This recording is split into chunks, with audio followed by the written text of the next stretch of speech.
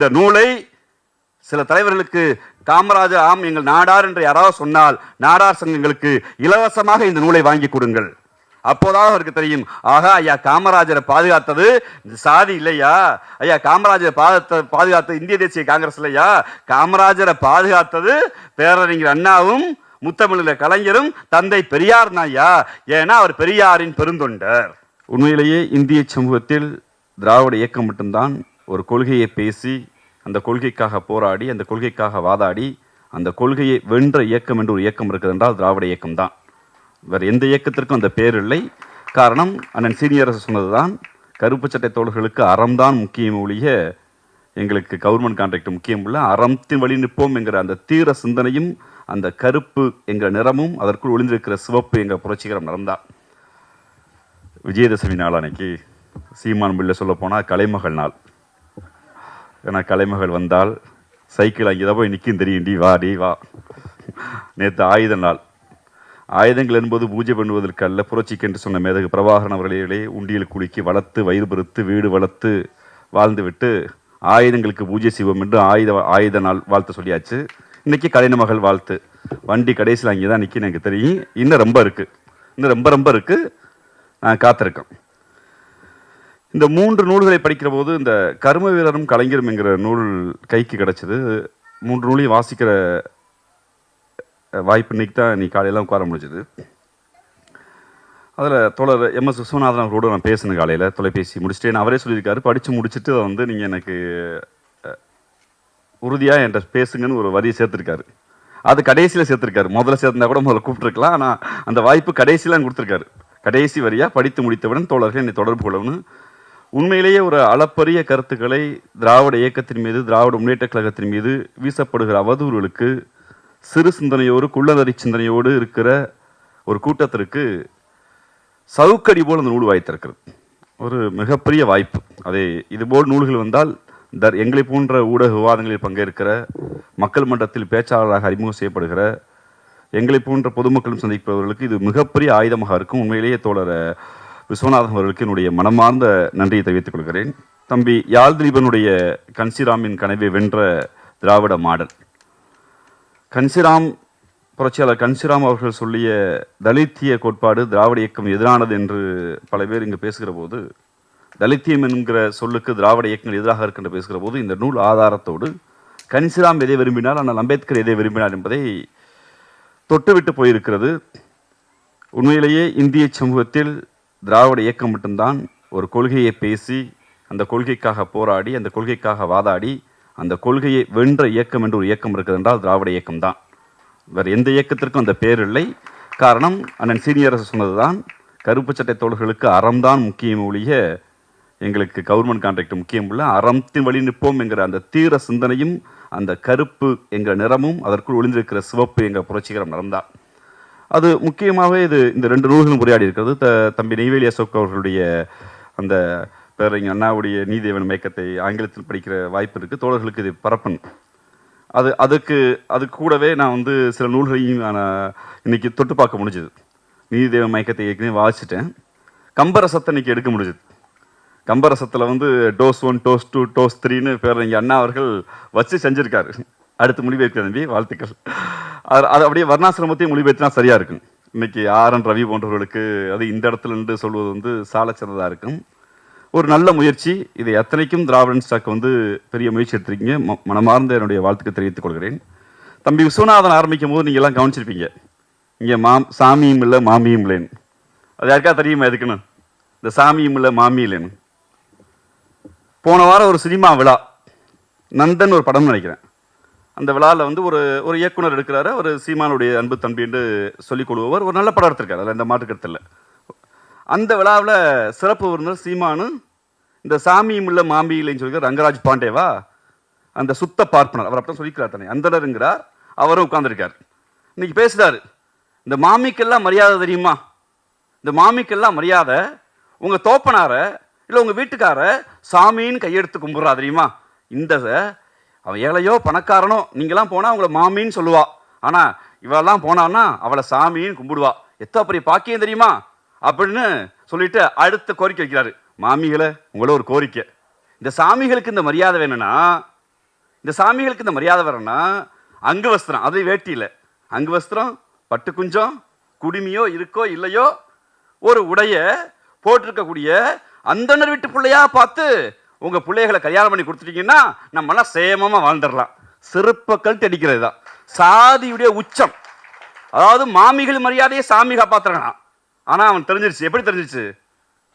அவனுக்கு தெரிஞ்சிருச்சு மரியாதை மாமிகள்கிட்ட இல்ல, மாமி பொண்ண பாப்பானா பாட்டு கட்டி கொடுக்கணும். இந்த சாதி வரி உச்சத்திற்கு தான் செருப்படியை ஒவ்வொரு நொடியும் பெரியாரின் பெருந்தொடர்கள் அடித்துக் கொண்டே இருப்பார்கள். நீ எந்த வடி வேணாவா, உன்னை ஒரு பக்கம் குடிதேச கோமாளிகள் தம்பின்னு கொண்டாடட்டும், ஒரு பக்கம் ஆதிக்கவாதிகள் மீசையை முறுக்கிட்டு பரவாயில்ல நீ குடும்பி வச்சிருக்க மீசை வச்சிருக்கன்னு உன்னை எப்படி வேணாலும் சொல்லட்டும். ஆனால் இந்த கருப்பு சட்டை, இந்த சிவப்பு கொடி தூக்கி இருக்கு இந்த மண்ணில் ஒருபோதும் உன் பப்பு இல்லை, எதுவுமே வேகாது, யாக வச்சுக்க. அதற்குத்தான் இந்த நூல்கள்லாம் அடிப்படையாக வந்திருக்கிறது. இன்னைக்கு ஒரு அரசியல் பேசுகிற முறையாக நான் பயன்படுத்த விரும்புகிறேன். ஒரு அரசியல் கட்சியுடைய பொறுப்பாளர் முறையில் என்னுடைய சுய அறிவுக்கு ஒத்து நான் அரசியலாக தான் பயன்படுத்த விரும்புகிறேன். இந்த நூல்களுக்கும் நான் அதை வச்சு 20 நிமிடம் எடுத்துக்கிறேன். உங்கள் நேரத்தை நான் திருடிக்கொள்ள விரும்பலை. மிக முக்கியமாக இருக்கிற போது இந்த சோசியல் மீடியா வந்து நம்ம எல்லாருக்குமே பெரியதாயிடுச்சு. ஒரு காலத்தில் சோசியல் மீடியா இன்ஃபேக்ட் பண்ணுமானா இன்றைக்கி சோசியல் மீடியா ஒரு 6-7 விழுக்காடு வாக்குகளை அது சிதைக்குது. அதிலிருந்து அரசியல் மாற்றம் வருகிறது. தமிழ் சமூகத்தில் அது பெரிய பெரிய தாக்கத்தை ஏற்படுத்தியிருக்குது. அந்த நேரத்தில் குறிப்பாக இந்த சாம்சங் விவகாரம் வந்த பின்பு பொதுவுடைமை தோழர்களுக்கும் திராவிட முன்னேற்ற கழக தோழர்களுக்கும் பெரியார் பெருந்தோழர்களுக்கும் ஒரு கருத்து போது வந்துட்டே இருக்குது. அது சில இடங்களில் வார்த்தை தடிக்குது. அதெல்லாம் எந்த மாற்று கருத்துலாம் இல்லை, வார்த்தை தடிக்குது. இதற்கு முன்பு ஒரு வாரத்துக்கு முன்பு மது ஒழிப்பு மாநாடை அண்ணன் மரியாதைக்குரிய அண்ணன் திருமாவளவன் அவர் நடத்திய போதும் இதே சண்டை. அப்போ ஒரு விவாதத்தில் உட்காருகிற போது நான் பண்ணிக்கிட்டு ஒரு சன் தொலைக்காட்சி விவாதத்தில் உட்காந்துருக்கேன். அண்ணன் குணா அவர்கள் நெறியாளர்கள் செய்கிறாங்க. அப்போ வந்து பாஜகவில் பங்கேற்கிற ஒருத்தர் வந்து இப்போ தெரியுதா இந்த கம்யூனிஸ்ட்லாம் வச்சுக்கிட்டுன்னு சொல்லும்போது எனக்கு ஆடு நனைன்னு ஓநாய்கள் கொலைப்பட வேணாம். எங்களுக்கு அக்கறை. இந்த ஊரில் சொல்லுவாங்கள்ல அன்னையப்பன் சாவான் திண்ணையப்ப கலியாகன்னு, எப்படா இவங்களை சண்டைன்னு சொல்லி இப்போதான் அண்ணன் திருமாவளவன் மீதும் கம்யூனிஸ்ட்கள் மீதும் இந்த குடிதேச கோமாளிகளுக்கும் இன்னொருத்தர் இருக்காரு. 2023 ஆகஸ்ட் 15 இந்தியாவுடைய வரலாற்றை மீண்டும் மாற்றி எழுத போகிறேன் என்று தன் பிரதமர் உரையில் இந்த நாட்டுடைய பிரதமர் நரேந்திர மோடி சொல்கிறார். விஸ்வகர்ம யோஜனா என்கிற திட்டத்தை நான் கொண்டு வரப்போகிறேன். அப்படி என்றால் குலக்கல்வி என்கிற கல்வியை மீண்டும் அறிமுகம் செய்ய போகிறேன். அதுக்கு இந்தியாவில் 13,000 கோடி ரூபாயை கொட்டி கொடுக்க போகிறேன் என்று பிரதமர் அறிவித்த போது எதுக்க உட்கார்ந்து பல்லுழிச்சிட்டு, ஐயா நீங்க தாங்க பிரதமர், உங்க கூட்டணியில் நாங்க இருக்கங்கய்யா, எங்க கட்சியையும் சின்னத்தையும் மட்டும் காப்பாற்றி கொடுத்துருங்கய்யான்னு புட்டாம அடிச்சு இன்சியலுக்கு பிரச்சனைன்னு கூட்டிட்டு போய் இந்த தேசிய ஜனநாயக முன்னணி கூட்டணியா அந்த கூட்டணி பிரதமர் மோடிக்கு பக்கத்தில் எடப்பாடி நிப்பாட்டி வச்ச போது அன்னைக்கு அறிவிச்சிட்டார் விஸ்வகர்மா யோஜனான்னு ஒன்று மோடி கொண்டு வரணும். அன்னைக்கு பல்லுழிச்சிட்டு வந்த அந்த புரட்சியாளரை இன்னைக்கு எடப்பாடியோட நல்ல தலைவர் உண்டா, எப்படியாவது எடப்பாடியோட விசிகாவையும் கம்யூனிஸ்ட் கட்சியும் சேர்த்துட்டா சில புரோக்கர்களுக்கு நல்ல வயிறு வளர்க்கலான்னு என்ன இருக்கு. அவர்களுக்கு ஒன்றை சொல்லிக்கொள்ள விரும்புகிறது திராவிட முன்னேற்ற கழகம். எடப்பாடி மோடியுடைய கூட்டணி இருந்தபோது ஒரு முறை கூட மக்கள் விரோத சட்டமாக கொண்டு வரப்பட்ட விவசாய சட்டமோ குடியுரிமை சட்டமோ தமிழ்நாடு நலம் சார்ந்த எந்த சட்டத்தையும் எடப்பாடி எதிர்க்கல. கேட்டா கூட்டணி தர்மன்றாரு. ஆனால் நாங்களே தவறு என்று சொல்லவில்லை. எங்கள் பார்வையிலிருந்து ஒரு மாற்று பார்வையை எங்கள் கூட்டணி இயக்கம் வைத்தாலும் அதை எதிர்த்து சண்டையிடுவதற்கும் எதிர்த்து பேசுவதற்கும் ஜனநாயக களத்தை மாண்புமிகு முதலமைச்சர் முத்துவேல் கருணாநிதி ஸ்டாலின் அமைத்திருக்கிறார். இதுதான் திராவிட மாடல். எங்களுக்குள் கருத்து முதல் இருக்கும். கருத்து முதல் இருப்பதால்தான் கம்யூனிஸ்ட் கட்சியாக இருக்கிறது, பெரியார் திராவிட கழகம் திராவிட கழகமாக இருக்கிறது, திராவிட கழகமாக இருக்கிறது, திராவிட முன்னேற்ற கழகமாக இருக்கிறது. அந்த கருத்து முதல் உண்டும். ஆனால் அடிப்படை எதிரி யார் என்று எங்களுக்கு தெரியும். இந்தியாவுடைய ஸ்தாந்த எதிரி என்று எங்களுக்கு யார் என்று தெரியும். இன்றைய தேவையில் மனித குலத்தின் எதிரி மோடியும் அவர் தூக்கி பிடித்திருக்கிற RSS கும்பலும் தான் மனித குலத்தின் எதிரி என்று எங்களுக்கு தெரியும். இது இந்த புட்டாம அடிச்சு வச்சிருக்க எடப்பாடிக்கு தெரியுமா? கம்பராமாயண எதிரி யாருன்னு கேட்டா கம்பரா ஒண்ணு, இன்னொன்னு சேக்கரார 2, மூணாவது இருக்கா இப்படி என்ன வீட்டில் சேர்க்கிறாரா இப்ப விடை கண்டுபிடிக்கிட்ட போய் அவர் தான் அடுத்த தமிழ்நாட்டின் தந்தைன்னு. நான் திராவிட முன்னேற்ற கழக தோழர்கள் வெளிப்படையா சொல்கிறேன். எடப்பாடிக்கு அடிக்கிற அடியில எடப்பாடியோட கொண்டு போய் கம்யூனிஸ்டையும் விசிகாவும் சேர்த்தலான்னு இந்த புரோக்கர் வேலை பார்க்கறான்ல அவனுக்கு தான் நெறிகட்டம். எங்க அடிச்சாமோ அங்கே வலிக்கணும். ஏன்னா கொஞ்ச நாள் எடப்பாடியை விட்டுட்டான். 4 ஆண்டுகளாக ஒரு அச்ச உணர்வை இந்த சமூகத்தில் உண்டு செய்து ஒரு மனித குலத்திற்கு எதிரான தாக்குதல் நடத்திய போது மௌனமாக தன்னுடைய பதவியை பாதுகாத்துக் கொண்டு, தன் கட்டிலை இருக்க பிடித்துக் கொண்டு, தன் கட்சியின் சின்னத்திற்காக மண்டியிட்டு தவந்து நாட்டின் முதலமைச்சராகிய பின்பு அந்த இருக்கையை பிடித்துக் கொள்வதற்காக மோடி ஆதரித்த எடப்பாடியை புதிய புரட்சியாளரே வாழ்க வருக என்று இவன் வாழ்த்துகிறான். அப்படி புதிய புரட்சியாளரை நம்பினால் நம்பட்டும், அதற்கு நாம் பொறுப்பல்ல. ஏன்னா இன்றைய தேவையில் நம்முடைய பிரச்சார ஊடகம் என்னவாக இருக்க வேண்டும் என்றால், திராவிட இயக்கம் என்ன செஞ்சது அதைத்தான் மிக தெளிவாக இந்த நூல் எல்லோரும் உறுதியாக வாசியுங்கள். பெருந்தலைவர் காமராஜ் அவர்களுக்கும் கலைஞருக்கான அந்த உறவு அவர் எழுதுகிறார். அவர் இறந்து கிடக்கிற போது காங்கிரஸ் கட்சி சொன்னதாக எழுதுகிறார். இறந்து கிடக்கிற போது அண்ணனுக்கு செய்த ஈமச்சடங்கை போல், ஏன்னா அது திராவிட கழகம் அந்த வார்த்தையை பயன்படுத்தாது, அண்ணனுக்கு செய்த ஈமச்சடங்கை போல் கலைஞர் தம்பி செய்து முடித்திருக்கிறார் என்று சொன்னார். அதற்கு அவரிடம் கேட்டதற்கு, அவரை எதிர்த்து அரசியல் ரீதியாக பிரச்சாரம் செய்ததற்கு நான் பரிகாரம் தேடிக்கொண்டேன்.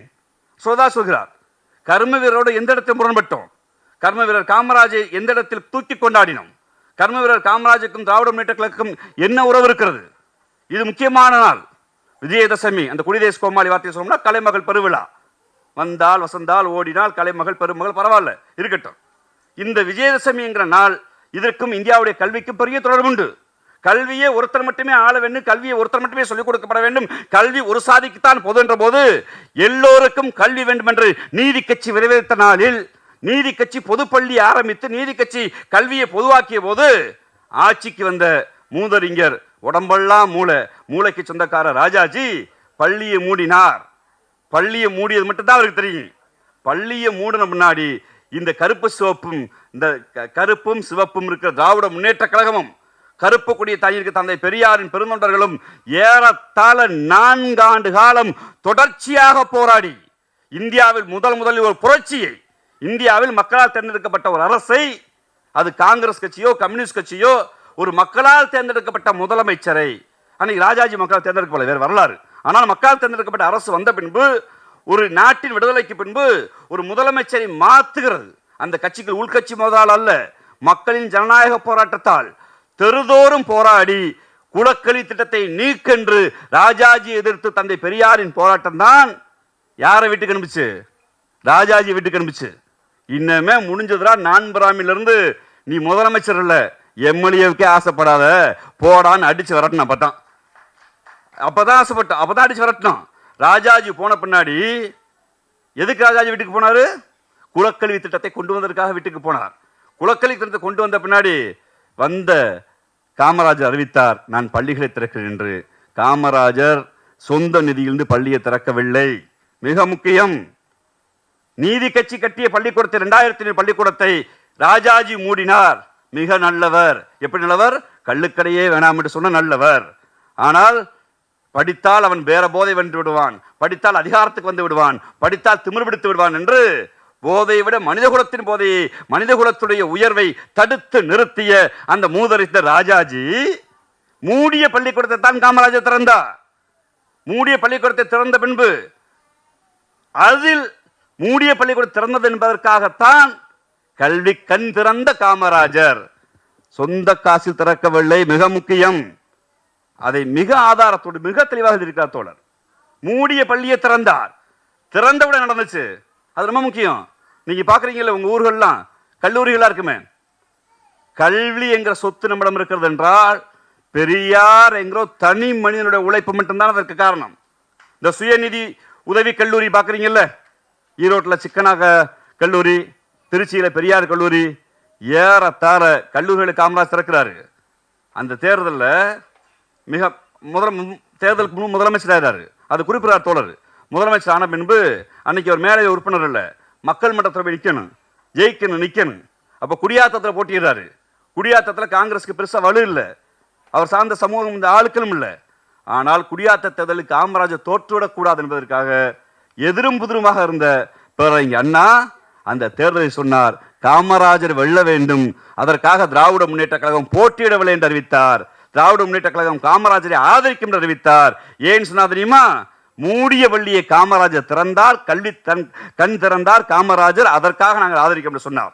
சொல்லிவிட்டு காமராஜர் போட்ட விதை இருக்கிறது அல்லவா, இந்த ஒரு பக்கம் பள்ளி, அப்பதான் பெரியார்கிட்ட வந்து ஐயா என்னையா பண்ணு கேட்கும்போது அடுத்த தேர்தலில் வென்ற பின்னாடி பெரியார் சொல்றாரு, என்னுடைய நான் கல்வி கற்றேன்னு சொல்லி கொடுத்த ஐயா ஆணைமுத்து சொன்னார். அதை அந்த உரையாடலை சொல்றாரு, பெரியாருக்கும் காமராஜருக்கான உரையாடலை சொல்றாரு. ஐயா ஆணைமுத்து சொல்றாரு, என்ன பண்ணணுங்கிறது காமராசு பள்ளிகளுக்கு நீண்ட தூரம் பிள்ளைகள் நடந்து போகுது, பெண் பிள்ளைகள் நடந்து போகிறதுனால வீட்டில் பிள்ளைகளை படிக்க அனுப்புறதில்ல, சம்சார் வீட்டு பிள்ளை ரொம்ப தூரம் நடந்து போனாலும் கால் தேய்த்தே ரொம்ப தூரம் போக வேண்டியது இருக்குப்பா, ஒரு 5 கிலோமீட்டருக்கு ஆரம்ப பள்ளின்னு ஒன்று நீ ஆரம்பிச்சிட்டேன்னா சரியா இருக்குப்பான்னு பெரியார் சொன்னார். பெரியார் சொன்னதை செய்கிறேன் என்று வெளிப்படையாக சட்டமன்றத்தில் அறிவித்தவர் காமராஜர்.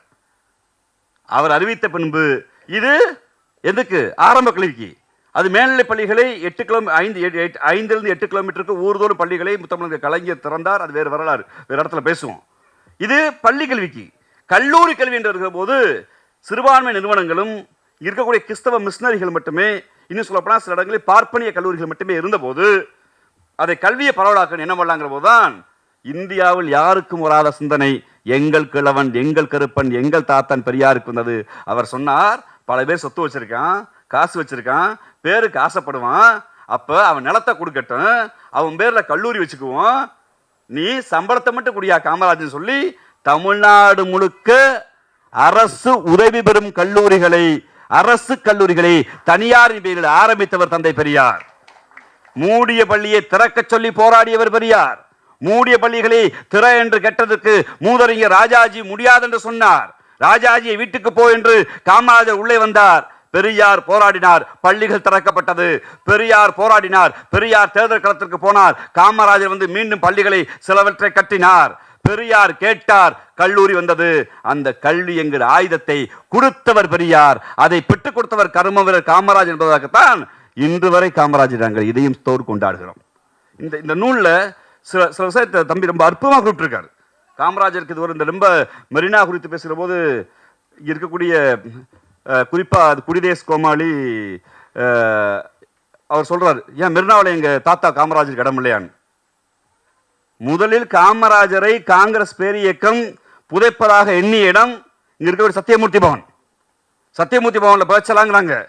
அப்ப கலைஞர் சொல்றாரு, இல்லையா அது காங்கிரஸ் கட்சிக்கு சொந்தமா இடையா, அவர் முன்னாள் முதலமைச்சருங்கயா, அவரை அரசாங்க செலவில் புதைக்கிறாரு. அதுக்கு அரசு அதிகாரிகள் முடியாதுன்னு சொன்ன போது காமராஜருக்கு நன்றிக்கடன் செலுத்துவதற்கு, காமராஜருக்கு மணிமண்டம் கொத்துவதற்கு யார் எதிர்ப்பார் என்று சொன்ன போது காமராஜர் காந்தியுடைய தொண்டர்.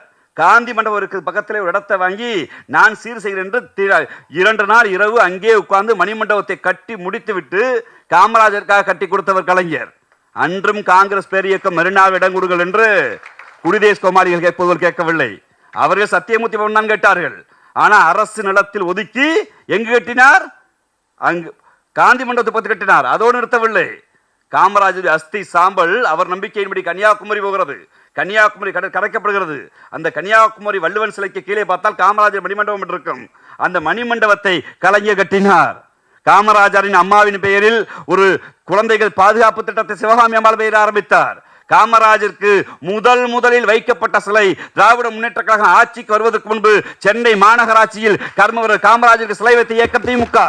கர்ம வீரர் காமராஜுடைய பிறந்த நாளை கண்கொண்ட கல்வி பெருநாளாக அறிவித்த இயக்கம் திமுக. முதலில் ஒரு தலைவரின் பெயரை மெரினா சாலைக்கு காமராஜர் சாலை என்று பெயர் வைத்தது திமுக. அந்த திமுக வந்து இந்த குடிதேஸ் கோமாளிகள் சொல்றான், எங்க பாட்டன் காமராஜருடையான். இவர்களுக்கு செருப்படியை அழகாக கொடுத்திருக்கிறார் இந்த நூல், ஒரு வரலாற்று ஆதாரம். ஏனென்றால் வாழ்ந்து மறைந்த தலைவர்களை பற்றி நான் பேச மறுப்பதும், அந்த வரலாற்று தரவுகளை நாம் மீண்டும் பிள்ளைகளுக்கு சொல்லிக் கொடுக்காமல் இருக்க போதுதான் சில பேர் வயிறு வளர்ப்பதற்கு, அவனுடைய சொந்த விருப்பங்களுக்கு சாதிக்குழு உள்ளே ஒளிந்து கொண்டு போய் அவன் விருப்பத்துக்கு பேசிக் கொண்டிருக்கிறான். அதற்கு உண்மை நான் வெளிப்படையாக சொல்கிறேன், இந்த நூலை சில தலைவர்களுக்கு காமராஜர் ஆம் எங்கள் நாடார் என்று யாராவது சொன்னால் நாடார் சங்கங்களுக்கு இலவசமாக இந்த நூலை வாங்கி கொடுங்கள். அப்போதாக அவருக்கு தெரியும், ஆகா ஐயா காமராஜரை பாதுகாத்தது சாதி இல்லையா, ஐயா காமராஜரை பாதுகாத்தது இந்திய தேசிய காங்கிரஸ் இல்லையா, காமராஜரை பாதுகாத்தது பேரறிஞர் அண்ணாவும் முத்தமிழ் கலைஞரும் தந்தை பெரியார் ஐயா. ஏன்னா அவர் பெரியாரின் பெருந்தொண்டர். இந்த நூல் சாராம்சம் சொல்லுது, ஒரு தலைவர் வாழ்வார் மறைவார், ஒரு தலைவர் ஆட்சி செய்வார், ஆட்சி இல்லாம போவார். ஆனா அவர் கருத்தியல் என்னவாக இருக்கிறது? அவர் கருத்தியல் என்னவாக இருக்கிறது? அதாவது குல்சாரி நந்தால் வந்து இடைக்கால பிரதமராக இருக்கும்போது அதை குறிப்பிட்டாரு. இடைக்கால பிரதமராக இருக்கும்போது பசுவதை பாதுகாப்பு சட்டம் குறித்து பேசப்படுகிறது. நான் அவர் ஆர்எஸ்எஸ்காரர். பசுவதை குறித்து வரும்போது காமராஜருக்கு சொல்லுவாரு, ஏயா நாட்டு மக்களுக்கு சோறு இல்லை, என்னடா பசுமாட்டுக்கு நீ வந்து சட்டை கேட்கிற அப்படின்னு. பசுவதை எதிர்த்து காமராஜ் பேசியதனால்தான், ஆர்எஸ்எஸ் எதிர்த்து காமராஜ் பேசியதால்தான் அவர் வீட்டை இந்த ஆர்எஸ்எஸ் மதவெறி கும்பல் கொளுத்தியது. அந்த வரலாறு இங்க இருக்கிறது. இப்ப இந்த வரலாறை மீண்டும் மீண்டும் நம் மக்கள் மன்றத்தில் பேசப்பட வேண்டும். ஏன்னா அவன் சாதிக்கு பின்னாடி சிலர் ஒளிஞ்சுக்கிறான். சில பேர் வந்து ஒத்த வரியை பிடிச்சிட்டு அந்த ஒத்த வரியிலே இண்டூசனை வச்சுக்கிட்டு நான் தான் பெரிய ஆள்னு பேசி திரியிறான். அப்ப இதையெல்லாம் உடைப்பதற்கு இந்த நூல் மிகப்பெரிய ஆதாரமாக வந்திருக்கிறது. இந்த நூலை தூக்கிச்சு வந்து மீண்டும் இந்த மக்கள் மத்தியில் கொண்டு போய் திராவிட இயக்கத்தின் மீதான விமர்சனத்தை நாங்கள் மீண்டும் சொல்வதுதான்.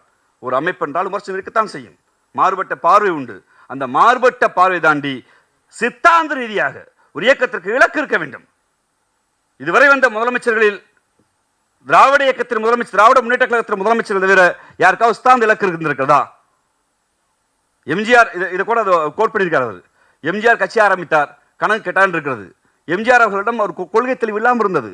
அதனால்தான் அந்த அந்த எமர்ஜென்சி காலம் வந்த பின்னாடி மாண்புமிகு முதலமைச்சர்கள் கடந்த வாரம் குறிப்பிட்டதை போல் இந்தியாங்கிற பேர் விளையாட்டா கட்சி தடை பண்ணி வாங்கணும்னா ஓடி போய் அண்ணா திராவிட முன்னேற்ற கழகத்தை அனைத்து இந்திய அண்ணா திராவிட முன்னேற்ற கழகம் மாத்தினாரு.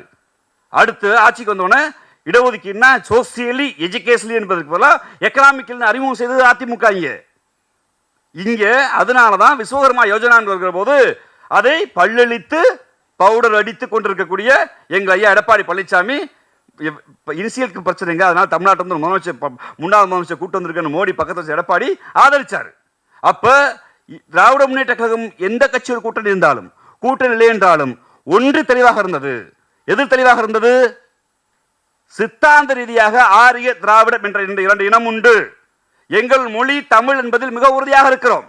தமிழுக்கு எந்த தீங்கு வந்தாலும் எங்கள் பாவேந்திர பாரதிதாசன் இந்திக்கு தமிழ்நாட்டில் ஆதிக்கமாம், நீங்கள் எல்லோரும் வாருங்கள் நாட்டினரே, தமிழுக்கு தீவை வந்த தேகமருந்த லாபம் உண்டோ, விந்த தமிழ் மொழி எங்கள் மொழி, அதை வீர தமிழ் மக்கள் ஆவி என்போம், இந்திக்கு சளி வந்திடுவார், அதை ஈனரை காரி உமிழ்த்திடுவோம், எப்பக்கம் வந்து புகுந்து விடும், எத்தனை வட்டாளம் கூட்டி வரும், அற்பமன் வெந்தனை அழித்தொழிவன் ஆதிக்கம் தனை மாங்குயில் கூவிடு பூஞ்சோலை எம் மாட்டு நினைக்கும் சிறைச்சாலை எங்க விடவும் தமிழ் தாய்தனை எம் உயிர் உடலை விட்டு நீங்குவர் என்று மிக உறுதியாக இருந்தோம். எங்களுக்கு உஸ்தாந்த தெளிவு இருந்தது. யாராவது கேள்வி கேட்கிற போது திராவிட முன்னேற்ற கழகம் செய்யலாமா என்று தான் கேட்பார்கள், நீங்களே செய்யலாமா என்று தான் கேட்பார்களே ஒழிய அவர்களா செய்வார்களே என்று சொல்ல மாட்டார்கள். காரணம் அது சித்தாந்த தெளிவு இருந்தது. அதைத்தான் இந்த நூலில் கன்சிராம் கனவு என்ற நூலில் கன்சிராம் அவர்களுக்கு ஒரு சமூக நீதி கோட்பாடு இருந்தது. அவர்கள் மாநில சுயாட்சி மட்டும் பேசவில்லை, மதச்சார்பும் பேசினார்கள், இடஒதுக்கீடு பேசினார்கள், இங்க இருக்கக்கூடிய பிற்படுத்தப்பட்ட ஒடுக்கப்பட்ட விடுதலை என்றார்கள். இதையெல்லாம் தாண்டி தத்துவத்தோடு மாநில சுயாட்சியை இணைத்து திராவிட முன்னேற்ற கழகம் பேசுகிறது. இன்னைக்கு பெருமரியாதைக்குரிய காங்கிரஸ் பெரிய தலைவர் ராகுல் காந்தி அவர்கள் மாநில சுயாட்சி பேசுகிறார் என்றால் இங்கு முத்துவேல் கருணாநிதி ஸ்டாலின் என்கிற அன்பு முதலமைச்சர் போட்ட விதை அது. திராவிட இயக்கம் அவருக்கு இந்த படிப்படியை கொடுத்தது தந்தை பெரியாரும் பேரறிஞர் அண்ணாவும் முத்தமிழர் கலைஞரும். நீதி கட்சி தொடர்ச்சியாக இந்தியா என்பது பல்வேறு மொழி பேசுகிற மக்களுடைய கூட்டமைப்பு. இந்தியா என்பது நிறத்தால் மொழியால் உணவால் பண்பாட்டால் பல்வேறு மக்கள் வாழ்கிற நிலம். அது ஒரு தீபகற்பம் என்பது. அந்த தீபகற்பத்தில் ஒரு மொழி ஒரு நாடு ஒரு மதம் என்று பேசுவது பாஸ்த தனிமை. ஒரு மொழி ஒரு நாடு ஒரு மதம் என்று எவன் சொன்னாலும் அவன்பால் முட்டி மோதி வாதம் செய்ய எப்போதும் திராவிட முன்னேற்ற கழகம் தயாராக இருந்திருக்கிறது. அதனால்தான் சனாதானம் என்கிற ஒரு பிறப்பின் அடிப்படையில் வர்ண கோட்பாடை பிறப்பிக்கிற அந்த தத்துவத்தை நம்முடைய துணை முதலமைச்சர் எங்களுடைய இளைஞர் செயலாளர் உறுதியாக எதிர்த்தார். இப்படி ஒரு தலைவரை காட்டுங்கள். நாங்கள் சொல்வதுதான் குடும்ப வாரிசு கொள்கை வாரிசுனாங்க. எத்தனையோ பேர் வரலாம், எத்தனையோ பேர் போகலாம். ஆனால் ஒரு தத்துவத்தை பேசுவதற்கு தலைவர் இருந்தால் தான் ஒரு அமைப்பு ஏற்றுக்கொள்ளும். சனாதனம் என்கிற அந்த பிடி ஏன் சனாதனத்தை தொட்டார்? சனாதனம் தான் எவ்வளவுதான் மாறினாலும் எவ்வளவுதான் அதிகாரம் மாறினாலும் பிறப்பின் அடிப்பில் ஒருவனை தீர்மானிக்கிறது. அந்த பிறப்பின் அடிப்பில் தகுதி வருகிறது என்பதால் தான் அந்த பிறப்பை அடிவேலமாக இருக்கக்கூடிய சனாதனத்தை தொடுவோம் என்று தொட்டார். அப்ப இந்த தத்துவங்கள் இருக்கும். இந்த தத்துவத்துக்குள்ள எங்களுக்கோ கம்யூனிஸ்ட் கட்சிக்கோ விடுதலை சிறுத்தைகளுக்கோ இந்த கூட்டணிக்குள்ள குழப்பம் இல்லை. இஷ்யூஸ்ல மாறுபட்ட பார்வை உண்டு. அது மாறுபட்ட பார்வை உங்களுக்கு இருக்கும், எனக்கும் இருக்கும். குறிப்பாக சாம்சன் விவகாரம் வந்தபோது சாம்சன் விவகாரத்தை நாங்கள் அணுகிற விதம் நீங்கள் அணுகிற விதம் வித்தியாசம் இருக்கும். நான் மாணவர்களுடைய தலைவராக பொறுப்பேற்ற போது நான் உடனே என்னன்னா ஒரு மாணவர் இயக்கம் கட்டினா சரியாக இருக்குமேங்கிற முதலமைச்சரோட கோரிக்கை வைத்தோம். தமிழ் மாணவர் மன்றம் என்ற உரிமையை எங்களுக்கு கொடுத்திருக்கிறார்கள் தலைவர் அவர்கள். கல்லூரிக்குள்ள போய் தமிழ் மாணவர் மன்றம் கட்டுங்கள் என்று. அப்போ ஒரு காலத்தில் மாணவர் அரசியலில் வளர்ந்த திமுக ஏன் மாணவர் அரசியலை கையில் எடுக்கலைன்னு நமக்கு ஒரு ஆதங்கம் இருக்கு. ஆனால் இந்த ஆதங்கத்துக்கெல்லாம் விடையே முத்தமிழ் கலைஞர் சொல்கிறார். தமிழ்நாடு என்பது அறிவில் சிறந்த ஒரு நாடு. தமிழ்நாடு என்பது எப்போதுமே படிப்புக்கு முக்கியத்துவம் கொடுத்த ஊர். நீதி கட்சி ஆரம்பிக்கிற போது நீதி கட்சி எதனால் ஆரம்பிக்கப்பட்டது? கல்வி மறுக்கப்பட்டது.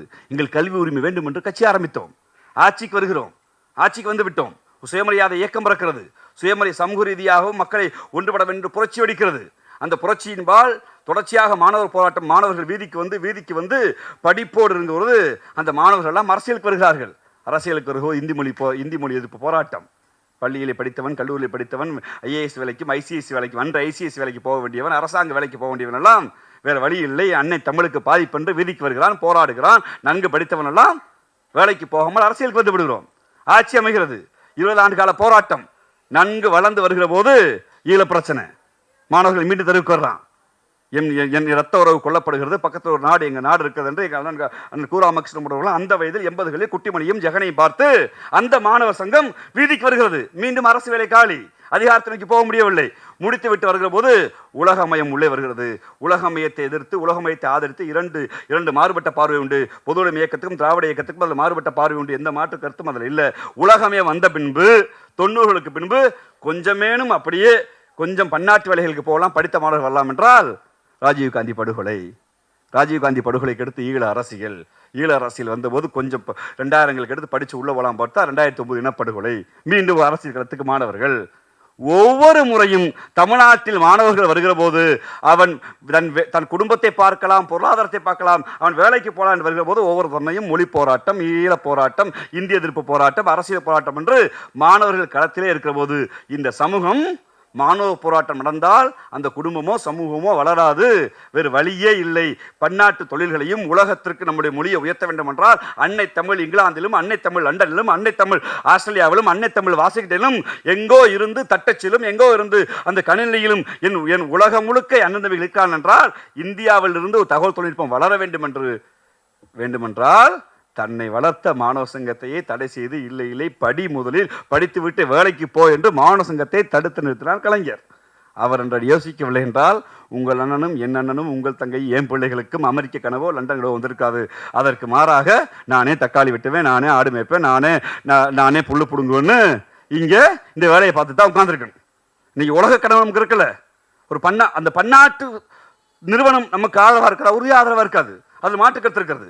ஆனால் ஒரு பன்னாட்டு கனவு வந்ததற்கு மாணவர்களை கொஞ்சம் அரசியலிருந்து ஒதுங்கி உங்கள் தொழிலையும் பாருங்கள் என்கிற ஒரு வாய்ப்பை ஏற்படுத்தி கொடுப்பதற்கு கலைஞர் செய்த அந்த கட்டமைப்பு அல்லவா, அந்த கட்டமைப்பு தான் ஒரு தொழில் வளர்ந்த நாடாக, தொழில் செய்ய உகந்த இடமாக தமிழ்நாடு விளங்கி இருக்கிறது. இதைவிட முக்கியம், நான் பதில் சொல்ல விரும்புகிறேன், இந்தியாவிலேயே குறைந்தபட்ச ஊதிய சட்டம் நடைமுறைப்படுத்திருக்கிற ஒரே ஒரு மாநிலம் தமிழ்நாடு மட்டும்தான். அவர் எந்த மாநிலத்திலும் இல்லை. தொழிலாளர் உரிமையை இவ்வளவு கேட்டு என் தோழர்கள் மார்க்சிஸ்ட் கம்யூனிஸ்ட் தோழர்கள் போராடுகிறார் என்றால் சட்டத்தில் இருக்கு சொல்லுங்க, சட்டத்திற்கு சொல்லுங்க. கான்ஸ்டியூஷன்ல சங்க வைக்க உரிமை மட்டும் தான் இருக்கு. ஆனால் லேபர் ஆக்ட் இந்தியாவிலேயே முதல் நடைமுறைப்படுத்தி லேபர் ஆக்ட் அமெண்ட்மெண்ட் பண்ணி அதை குறைந்த வைத்த ஊதியம் என்றும் லேபர்களுக்கு மரியாதை என்றும் அதை பெண் தொழிலாளர்களை இப்படி மகப்பேறு காலத்தில் விடுமுறை கொடுக்க வேண்டும் என்று விதியை திருத்திய மாநிலம் தமிழ்நாடு. திருத்தியவர் முத்தமிழர் கலைஞர். அவளது தொழிலாளர் நலன் இருக்கிறது. அதில் வருகிற முதலாளி தவறு செய்கிறான், எந்த மாற்று கருத்தும் இல்லை. அவனோடு பேச்சுவார்த்தை நடத்துவதில் சில தாமதம் இருக்கலாம், பேச்சுவார்த்தை நடத்த சில இடர்பாடுகள் இருக்கலாம், சில நீதிமன்ற வழக்குகள் இருக்கலாம். அதற்காக ஒட்டுமொத்தமாக திமுக தொழிலாளருக்கு எதிரானது நிறுத்தினா அதை ஒருபோது வைத்துக்கொள்ள முடியாது. உங்களுக்கு ஓடுகிற அதே ரத்தமும், உங்களுக்கு ஓடுகிற அதே இடதுசாரி தமிழ் தேசிய உணர்வும் ஒவ்வொரு திராவிட முன்னேற்ற கழகத்துக்கானுக்கும் திகானுக்கும் இருக்கும். இங்கே இடதுசாரி தமிழ் தேசியங்கிற உணர்வை விதைத்தது திராவிடம் தான். நீங்கள் பேச மறந்த பொதுவுடைமையை, நீங்கள் சிந்திக்க மறந்த மொழி உணர்வை இரண்டையும் சேர்த்து இந்திய சமூகத்தோடு யோசிக்க வைத்தது திராவிடம். அது மானுட விடுதலைக்கான தத்துவம். அந்த மானுட விடுதலைக்கான தத்துவத்திற்கு தூக்கி சுமப்பதற்கு இந்த 3 நூல்கள் வந்திருக்கிறது. வாங்கி படியுங்கள், பரப்புங்கள். வாய்ப்புக்கு நன்றி, வணக்கம்.